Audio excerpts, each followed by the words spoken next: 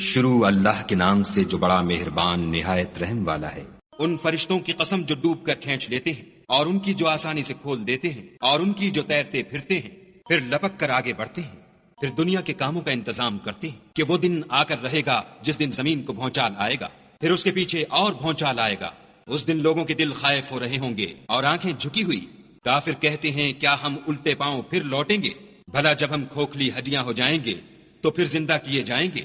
کہتے ہیں کہ یہ لوٹنا تو موجب زیاں ہے، وہ تو صرف ایک ڈانٹ ہوگی۔ اس وقت وہ سب میدان حشر میں آ جمع ہوں گے۔ بھلا تم کو موسیٰ کی حکایت پہنچی ہے جب ان کے پروردگار نے ان کو پاک میدان یعنی طوا میں پکارا اور حکم دیا کہ فرعون کے پاس جاؤ، وہ سرکش ہو رہا ہے، اور اس سے کہو کیا تو چاہتا ہے کہ پاک ہو جائے اور میں تجھے تیرے پروردگار کا رستہ بتاؤں تاکہ تجھے خوف پیدا ہو۔ غرض انہوں نے اس کو بڑی نشانی دکھائی مگر اس نے جھٹلایا اور نہ مانا۔